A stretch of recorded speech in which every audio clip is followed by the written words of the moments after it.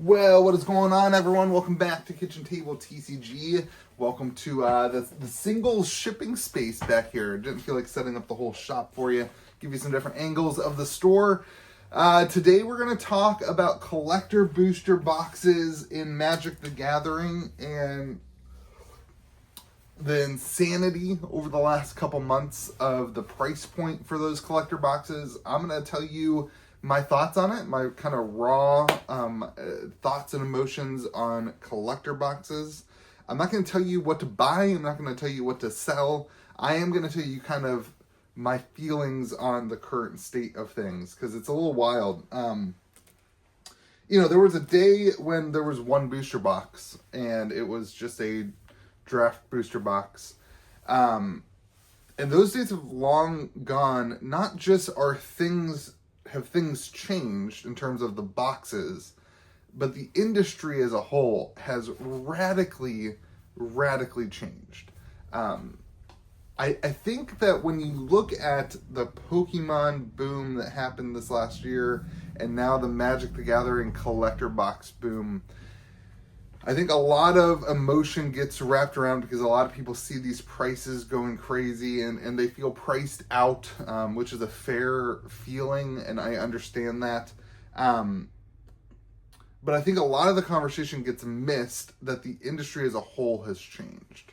You have things in the past, back when things were just one booster box, a lot of people would order from, maybe Amazon or Rudy or online stores, and, you've got some amazing online stores with Troll and Toad, stores that have been around for years that people ordered from and they participated, but a lot of people have bought from their local game store, right? That was the economy of Magic the Gathering and of trading cards, was like mostly in-person transactions. Maybe a lot of people shopped at Walmart and that kind of thing. But that was the economy. It was buy a booster box, play some games with a friend, open up some packs, and people had trade binders. Do you guys remember when people would walk around with a binder full of cards not in a deck and look to trade? Nobody does that anymore. That's just not the way the world is anymore.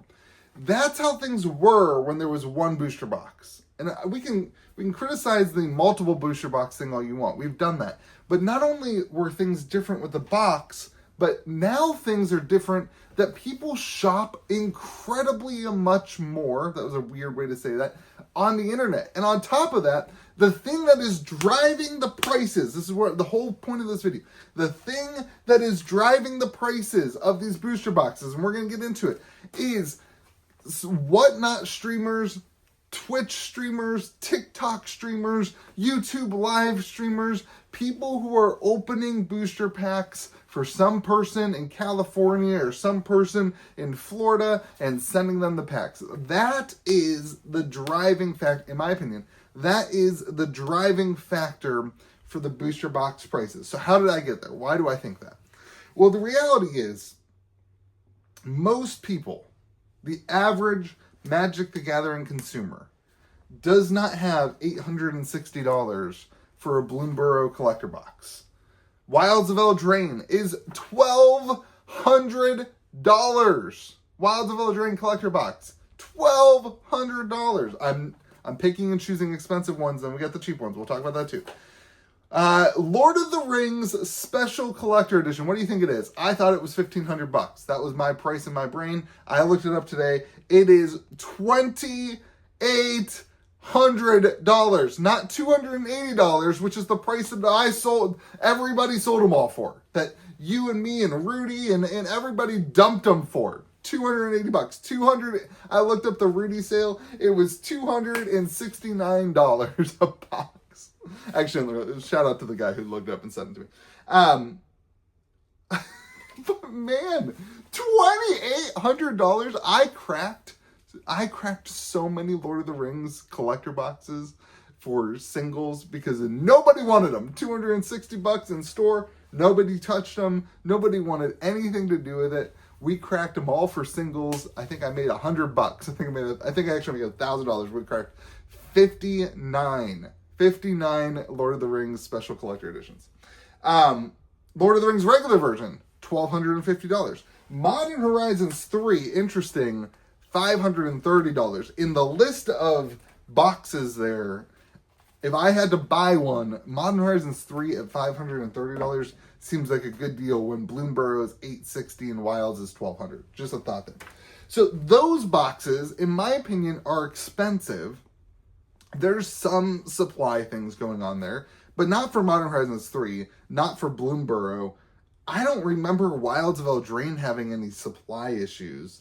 Lord of the Rings Special Edition, I mean, the supply was pretty abundant. At the time, people were freaking out about it. Like, those are not supply issues, in my opinion. Those are people want to open the pack on whatnot. Those are the sets that people go crazy about because you can pull these really big things. Wizards changed the collector boxes at some point. I don't know where to pinpoint the exact time Wizards figured out the collector box. It's not serialized cards necessarily because Bloomburrow doesn't have serialized cards. But at some point, I think it was after Dominaria Remastered.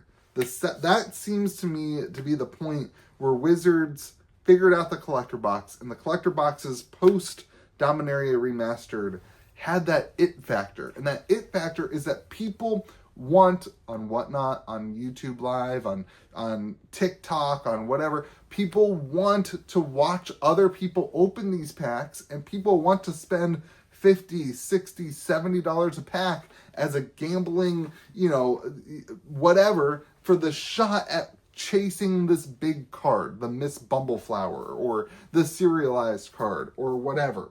I think that those things are what drives the price, not somebody walking into a store or not somebody buying Wilds of Eldraine on the internet for $1,200 a box. The driving factor is that those sets are exciting to open. That's why Final Fantasy collector boxes are doing well. That's why people are pretty excited about Spider-Man. The driving force for a collector box anymore is no longer get more rares and mythics for your deck. That used to be it. When they came out with the Throne of Eldraine collector box, the idea and the reason you bought it was because, I'm gonna get more rares and more mythics than I would if I opened 3 at the time regular booster boxes. Now, the driving factor for the prices and the hype and the excitement is the eyeballs. People excited to watch other people open up the product and engage with it. It's a weird dynamic. I mean, you look at these boxes. So I showed you the expensive boxes. These are now the cheap boxes. And it's insane. Modern Horizons 2, which is significantly older, I would assume the supply is pretty limited, although I think that there was a reprint for Modern Horizons 2 collectors. Regardless, Modern Horizons 2 collectors, $380. That seems kind of crazy compared to Modern Horizons 3 collectors sitting at, $530. Theros Beyond Death, $263. That's crazy. Kamigawa, $380. Kamigawa Neon Dynasty. I think one of the oldest good box opening experiences ever. You got the Neon Inks. You've got the lands, the Kamigawa lands. You've got Boseiju, which is an expensive card. But there's still, the Neon Inks are an it factor. But people have forgotten about them. And the hit rate is so hard on those that it doesn't drive it. You compare that to the raised foil on Bloomburrow, where 1 in 6 boxes kind of is going to get one. And so, not guaranteed, don't take that as a quote, but it's more prevalent. Anyway, Kamigawa, $380. Dominaria Remastered. Listen, Dominaria Remastered, somebody, I'm not going to say who it is, somebody in my store loves playing Flip It or Rip It. Dominaria Remastered collector boxes, packs, were the hit of Flip It or Rip It for this store for a while. I'm not gonna say whether or not I'm for it or against it. I don't want that kind of backlash or positivity on the YouTube channel. I just want to stay pretty neutral about that. But Dominaria Remastered, people loved opening it. You got the Force of Will. That's a good set. But it's all reprints, and there's no massive hit. A foil Force of Will is $120. Well, you can't get, or $150, whatever it is. You can't get pack prices of $100 a pack if the hit is $150. Nobody's going to do that. Nobody's excited about that. When you have, Modern Horizons 3, you have the serialized whatever, Ulamog, that's $1,300, $1,400, I don't know what the price is. It's expensive. People have a reason to splurge and spend $60, $70 a pack on it. It's the eyeballs and it's the gambling side of it that is driving the price of these things. Zendikar Rising has those have the fetch lands that are not the showcase, whatever they called them. At the time, something that was really cool, but they have completely made that worthless by printing way cooler versions of all these cards now during the day, which is why I want to get to, does this have legs? I look at Zendikar Rising, and it's got a box topper slot. In the box topper slot, you can pull really cool fetch lands in unique arts, unique styles, whatever, and those boxes are $280, and nobody wants them. Nobody's thinking about that. Because the hype cycles of Magic the Gathering and the eyeball things move so quickly, it makes me wonder, does something like Wilds of Eldraine, the price right now is $1,200, does it have a retracement back down to $600, $500, $700 as a result of the next set comes out? The next, I think, doubling seasons in Wilds of Eldraine, right? That's one of the chasier, foil, confetti foils is probably what people are, they're Smothering Tithe, right? Is there a better anime Smothering Tithe that people end up wanting? And so then the attitude towards Wild of Eldraine slips and the eyeballs aren't on it as much. Bloomburrow, they're not serialized, but they are raised foils. What happens when they print a different version of these cards? Lord of the Rings is probably not in that book. I think Lord of the Rings, well, maybe it is. What if they come back with Lord of the Rings and they do a whole nother Lord of the Rings set that now has the One Ring again, and it's different, and people and the eyeballs shift on it? I think in Magic the Gathering, collecting and investing, the risk factor is no more what's in the box now. It's more what's in the next box. Is the hype and excitement of the next thing, it's always about the next thing, going to remove the current hype and excitement from the current thing? Those are the risk factors. Now I'm going to talk to you about a little bit what I am doing. Again, this is not telling you what to do. We try to keep a lot of the collector boxes in stock. I'm not going to try to keep Wilds of Eldraine collector boxes in stock at $1,200. There is not a single person who is ever going to walk into my store, look on the shelf, and be like, you know what I want to do today? I want to drop $1,200 on a Wilds of Eldraine collector box. It's not going to happen.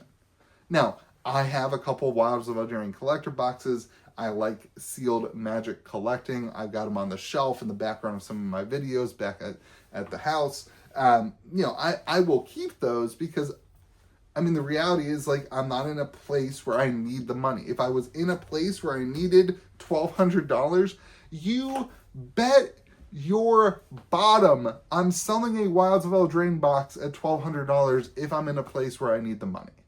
And this is where I think a lot of disconnect comes with sealed collecting and investing. There is a lot of risk involved in these things in terms of what the market's going to do. Who's going to come to market all of a sudden and have a bunch of Wilds of Eldraine collector boxes? There is risk there. I don't think in 5 years and 10 years we see a much lower price for Wilds of Eldraine collector boxes. The supply is not going to be massive. But if you are in the position where $1,200 is a significant amount of money to your family or to your things, I don't think there's a lot of growth potential for a $1,200 Wilds of Eldraine collector box. Maybe I'm wrong, and in 6 months, I would have said that Frankly, I would have said that with Lord of the Rings Special Collector Edition at $1,800. I would have been like, this seems like the top. Like, this seems like, who's going to buy this for $2,000, right? But here we are at $2,800. So who knows what can happen? My point is, when you see these things, you look at them and you say, where do I need the money in my life? And is this better? Would I rather have this on the shelf, or would I rather be able to pay for this, that, and the other thing? And that's where I start thinking a lot of these boxes are going to retrace, as there are people who have sealed, cases of Bloomburrow, of Wilds. That's not that old of a set. There's people who were collecting those things around there. So I do think we see a retracement. But as long as the eyeballs are still excited about it, you're going to keep seeing these prices. And Wizards figured it out. This is what a lot of the Pokemon factor is too. The whole thing goes into that whole, it is a TCG industry has changed so radically. I've had an idea to talk about a little bit. Maybe we'll get into it in another video. But the industry cannot keep up with the changes that have happened. Whatnot and YouTube Live and all of these things have radically changed the industry. And I don't think if Pokemon and Magic create boxes that get eyeballs on them, I don't think they can produce enough boxes to slow down that industry. I don't think it's possible. There is a finite amount of product that you can produce when you're producing these boxes that have, different foiling treatments and different things. It is not an easy process to create the physical product that you're seeing. And when the demand goes from X to 3 or 4X in 3 years, right, of this industry, and all of a sudden you have this completely new factor where it's not just local game stores, it's not just people selling sealed product online, but there's this driving force of hype and excitement and eyeballs viewing these things. I'm not sure that you can continue to make affordable boxes that are also fun to open and exciting, because I don't think you can print enough, is my point. So those are my thoughts on collector boxes. I don't know what to do from a personal purchasing standpoint, but when I look at those lists, I do think Modern Horizons 3 is something I would be looking into. So yeah, hopefully you have yourself a fantastic day. Be kind to the people around you. Let me know what you think in the comment section below, and we'll see you again next video.